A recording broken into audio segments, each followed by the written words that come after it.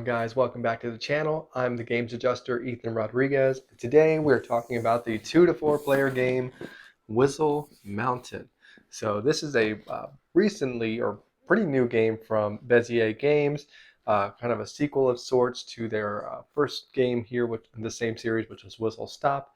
Had not played that one though. As far as I know, this has really no correlation to the game. This game is like years later from the theme of that game. Just kind of a similar name, which is a little confusing, but this is a worker placement slash worker retrieval polyomino laying game. So let me kind of tell you how it plays. Let me show you how it works, and then we'll come back here and I'll give you my final thoughts. Here we go. Okay, to begin the game, players are going to select a player color. There's red, blue, yellow, and black. I have set up a 2-player game here. Each player will get one of these player boards. Sorry about that, are going to hold your resources. You have a resource limit of 4 of each resource. There is water, iron, gold, coal, and whistles. Whistles look like this. You will not start with a whistle, but you can gain those throughout the game. Additionally, the first player is just going to get one of each of those. The second, third, fourth player will get increasingly more resources depending on what position they are in player order. You'll also get 3 of these airships here. You've got this little blimp guy, and this guy here, and this little hot air balloon. I think they're all called dirigibles, maybe. You'll get one of each, and these will slot into the docks on the left side of your board. You'll also begin the game with one of these player powers, okay? And there's a huge stack of these player powers here. I'm not going to show them all, but basically you will draw a number of these for the number of players plus 1, starting with the second player rather. They will choose one of the ones available, select that as their player power for the game, pass them to the reverse clockwise order until it gets back to the first player. The first player will select one of the 2 that are left and then discard the other one back to the box. And so after you've selected that, starting with the first player, players will draft 2 of these scaffold pieces here. You've got this L-shaped one like this. You've got this little T-shaped guy here. And then this Z-shaped guy here, classic Tetris pieces. And you will draft 2 of them from the same stack. You'll place one of them down, and then you'll keep the other one in your player area. After that, you will make sure that you have the workers for each player set up in the barracks with the leftover 2 set up here in the whirlpool, and you're ready to begin. So, the game of Whistle Stop is played over many rounds until all of the barracks have been emptied, or one player's barracks have been emptied, in which case the player who emptied their barracks, their last person from the barracks, will finish their turn. Every other player gets one more turn, and the game ends, and you'll count your points at that time. When you take your action, it's a basic worker placement slash worker retrieval game. You will either do a collect action, which is to place one of your airships in a dock along the edge of the scaffolds or on a machine. So if I was to place in a dock, I could place at any of the locations here that has a dock all the way around the board. All right, and let's just talk about what those do. Here, you'll get to rescue one of your workers from the whirlpool. When you rescue a worker, you will place it on any empty scaffold space, and they can later be built over with a machine to promote them into the appropriate level. We'll talk about that shortly. Here at the scaffold area, you can spend whistles to get a number of scaffolds. The first scaffold you go to is free. There are 3 spots here. If you want to get 2 scaffold pieces, you can spend 1 whistle. If you want to get 3, you can spend 2 whistles. At the very top here are these upgrade tokens, and you can have 6 of those on your player board at any given time. To get these, there's only 1 space for that. You will pay the resources located at the top of the piece. So here it's 3 gold, whereas this antique store here will get you, or cost you, 2 whistles instead. And these will give you a variety of different abilities at the end of the game, or throughout the game rather. So here, this one, the antique store, gets you 4 points at the end of the game. It says anytime you can, on your turn, you can spin 1 whistle for a point. Here the extractor says anytime you would build a scaffold, you can take 1 of the resources on that scaffold. And these scaffolds will have a ton of different icons on them. One of all of the different icons that are in the game, the resources, which again is coal, water, iron, gold, and whistles. At the very top are some cards. First time you go there, you can just get 1 card, but if you want to, you can spend a resource to get 2, or spend 2 resources to get 3. On the far left corner here, You can spend 1 coal, or I'm sorry, 2 coal to get a small machine, or 3 coal to get a small machine. There's 2 spaces there. The first one's cheaper than the second one. And then the medium machines and the large machines, which you'll see here and here, will cost you 3 iron, or 3 iron and 2 gold. There's only 1 spot of each of those. So one of your actions gained, you can place them there. That's part of a collect action. Then it would be the next player's turn. Also, as a collect action, you could, instead of placing on a dock, place your airship along the edge of one of these scaffolds. Okay, so if I was to put my airship here, I would collect all the resources that I'm orthogonally adjacent to. In this example, it would be a water here and then a water there. I would collect 2 water from the bank, put that on my player board, again, respecting the maximum of 4 of each resource. Instead, had there been something built out here, so let's just do that real quickly. Let's say there was a machine here. I could place it either next to the machine or next to a scaffold piece, just like that, which would be a whistle. Then I would also get a coal and a point, or I could even place it on top of the piece here and collect the adjacent resources that way. So here I can get the resources I'm on, which again would be a coal and a point, but I could also get a coal for being orthogonally adjacent to this. I would not get the water here because I am not orthogonally adjacent to it.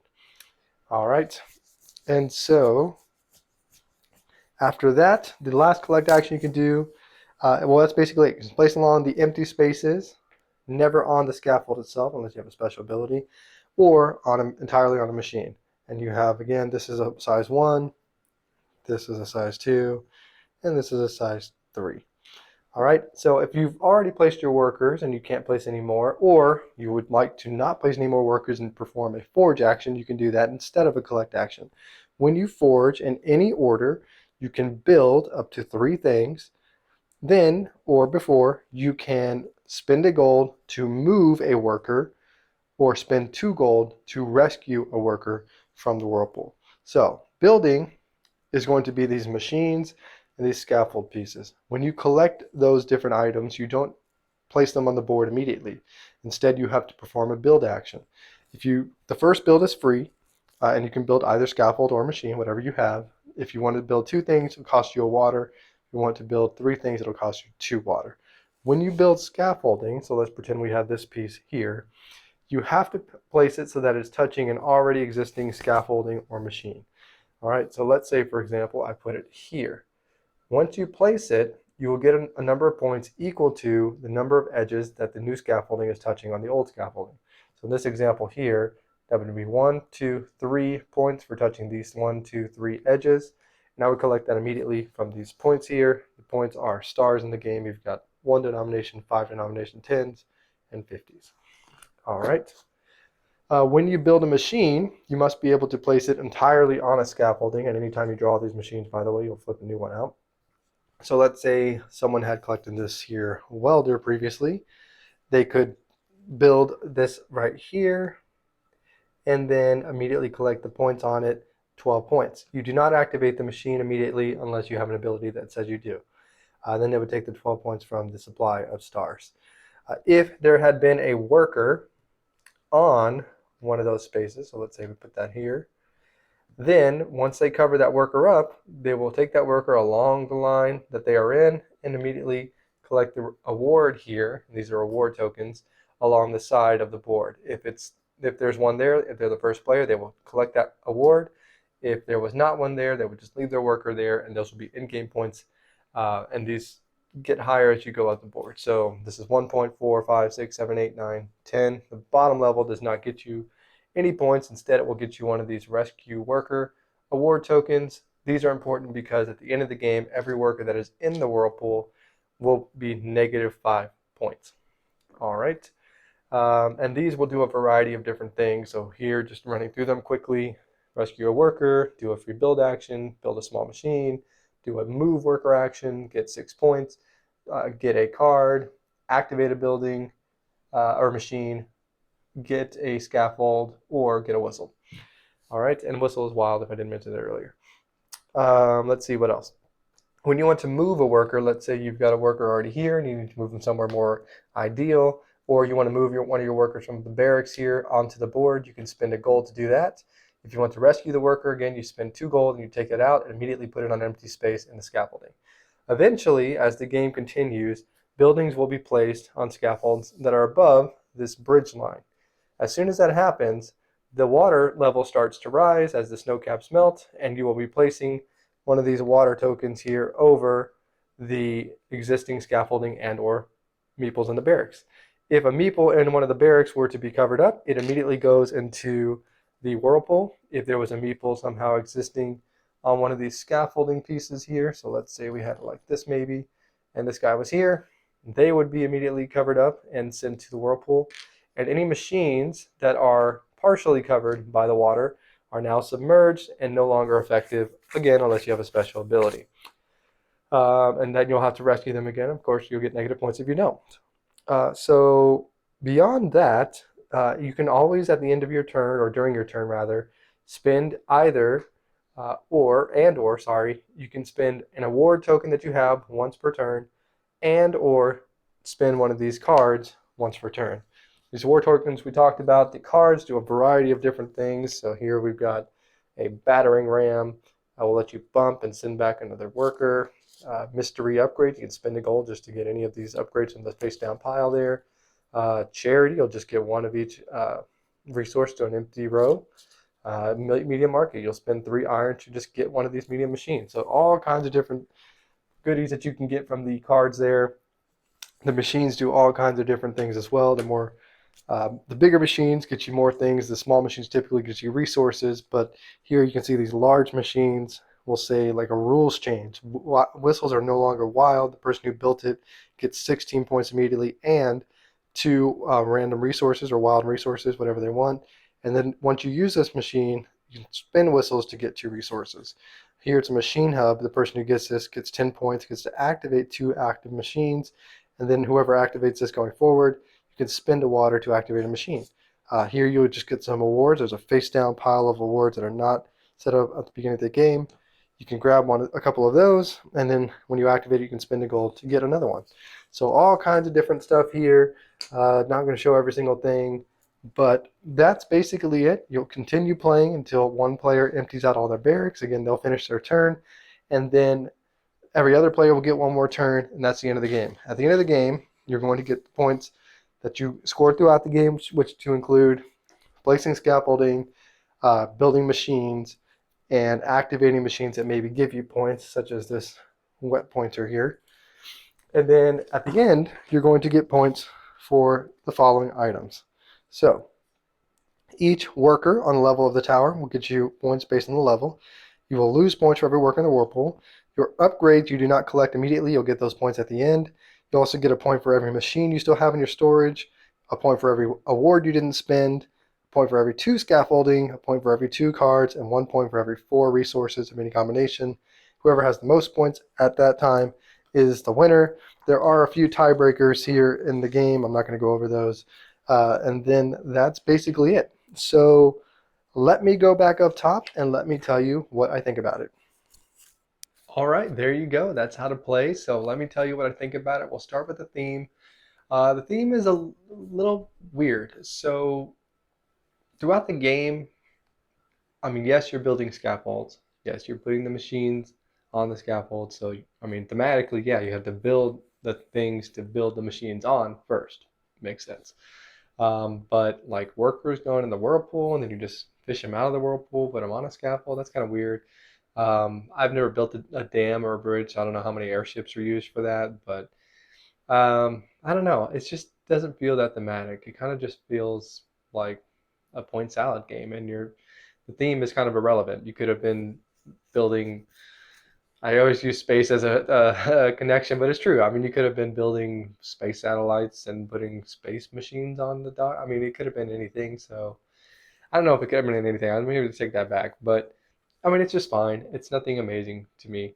The production is where I'm really going to kind of give some negatives here. So the little airships are cool. Couple complaints. Mine, this is maybe more anecdotal than across the board, but like my blue airship came broken, unfortunately. The big piece at the bottom, there's a bunch of little pieces that kind of connect the large like blimp portion of it to the bottom like boat kind of side of it. one had snapped, so it kind of snapped all of them off of it. So I had to glue it. It's fine now. I was able to hot glue it or super glue it back together. But that was a minor thing.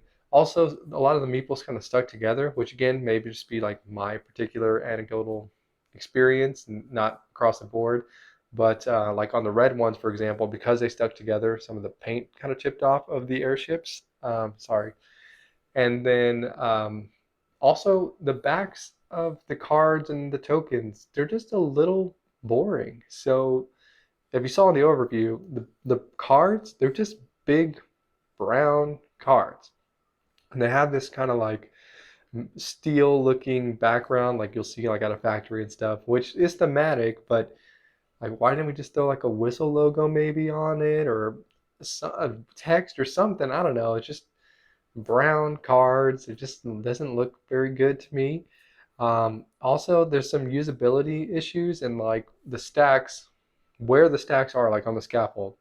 The scaffold pieces themselves, as well as the actual water pieces. I didn't have the full stack of the water pieces there for the example, but if you are sitting looking at the board, like right side up, you can't really see past those water bars to see kind of what's in the scaffold spaces behind it.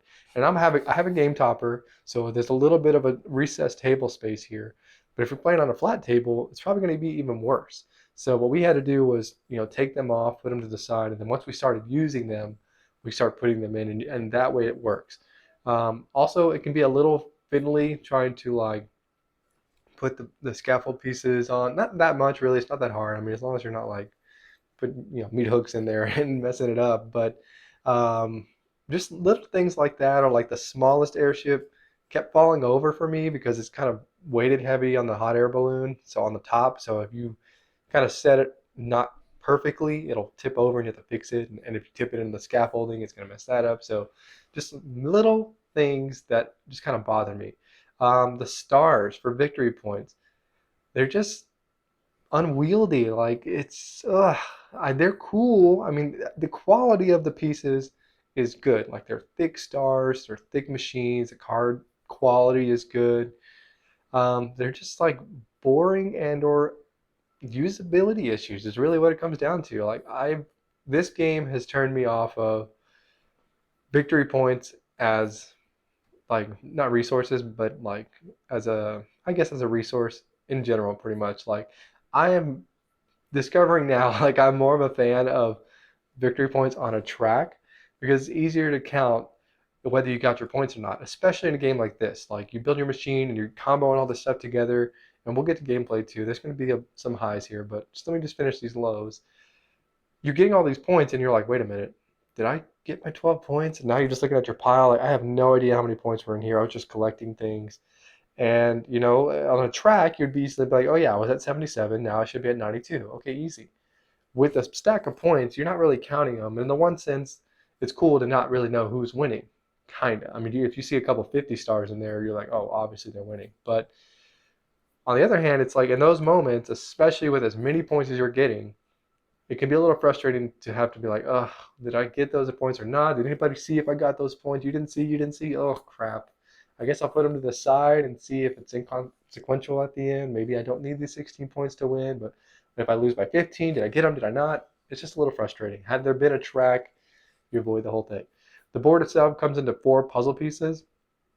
I guess it's easier to print them because they have the little docks on the side, but I don't know. I feel like the docks are cool, but I kind of wish you just printed a regular board that folded out and then you just put a space and not just set my dude on the side there. Like, I don't know. It's just little things that I appreciate they're being unique for, but at the end of the day, I just feel like they could have just done a regular board. They could have just done a regular board with a victory point track.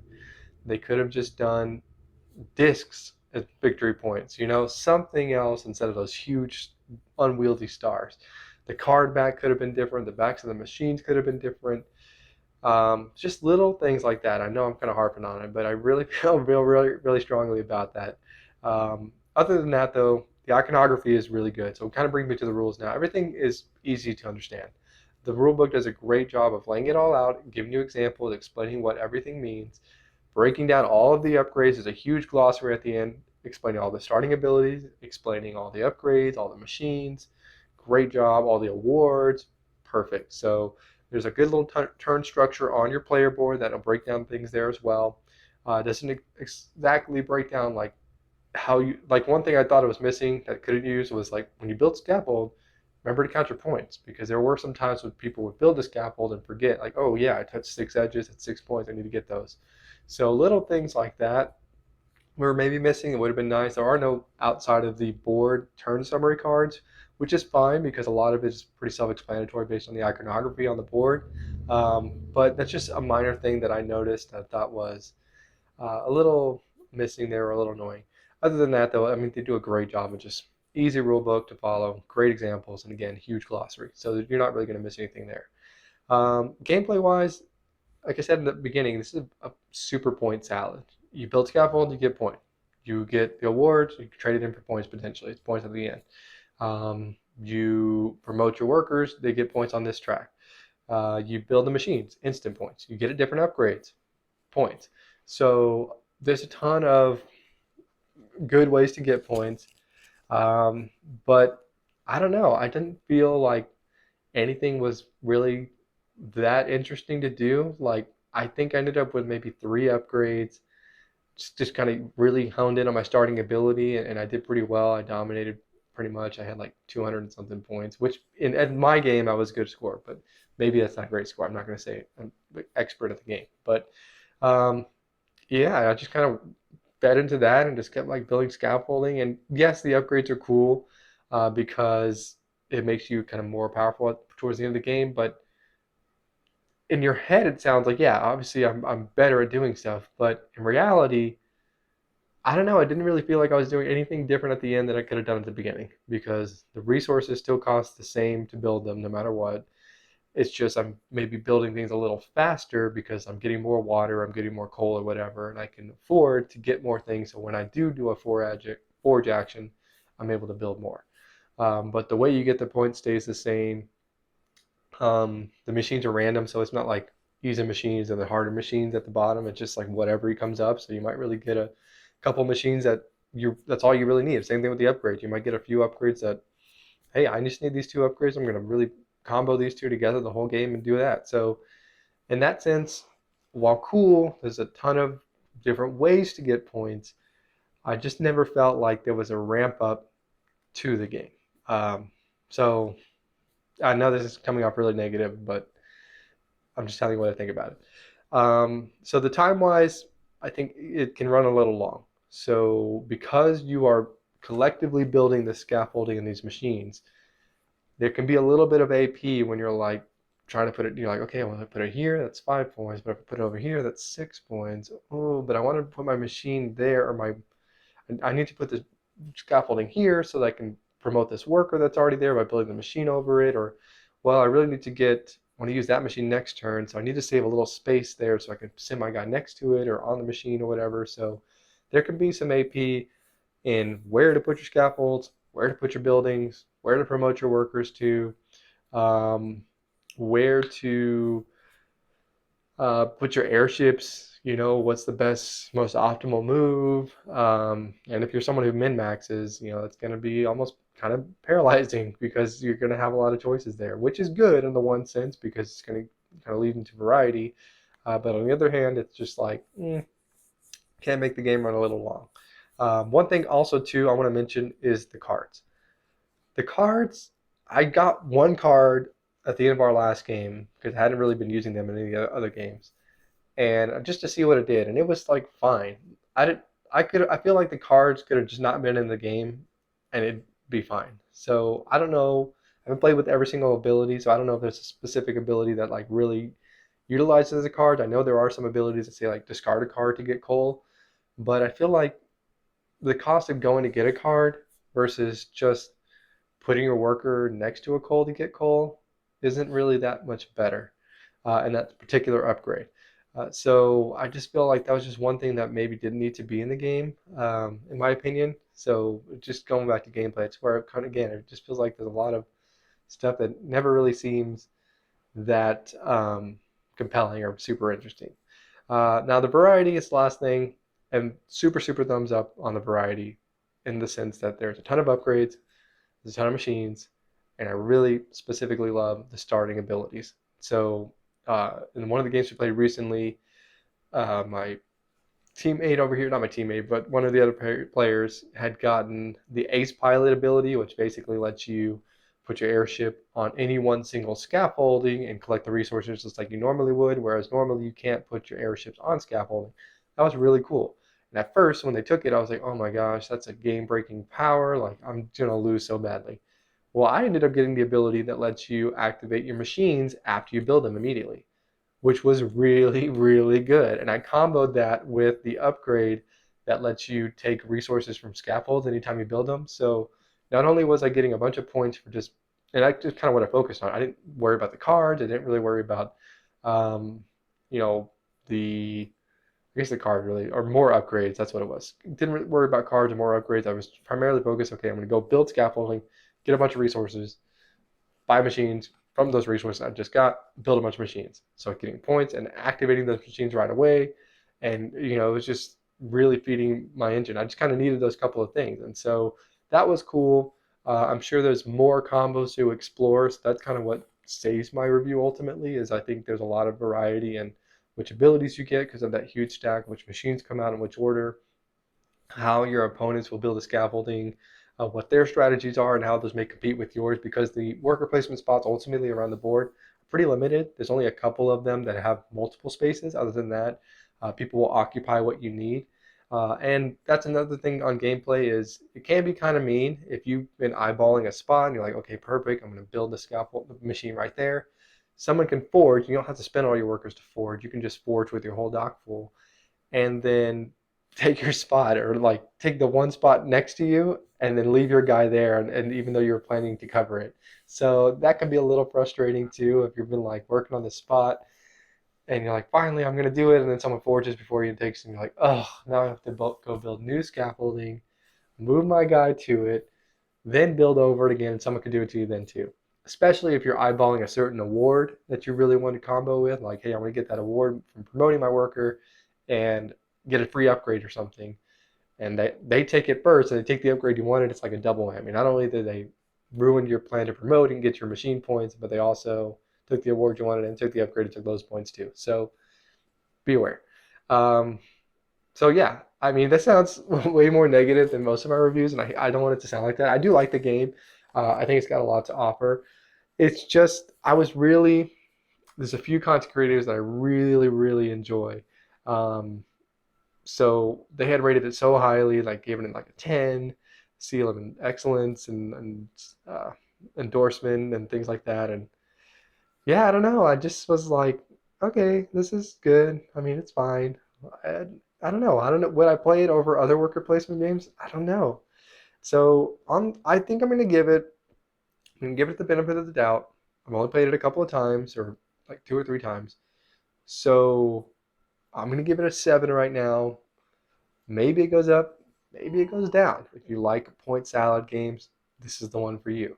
But if you find usability issues to be troublesome and slightly annoying, like I do, then you may want to think twice, because there certainly are some. I think the browns and stuff like that are kind of drab, and theme is like non-existent, and it could have just been a normal board with normal worker placement spaces with a track around the outside, and I would have been like, probably would have given it like an 8 at that point. So there you go. But that's my thoughts. So let me know what you think about Whistle Mountain in the comments below if you played it. Let me know any other games like Whistle Mountain that you think maybe I should consider or stay away from, whatever you think.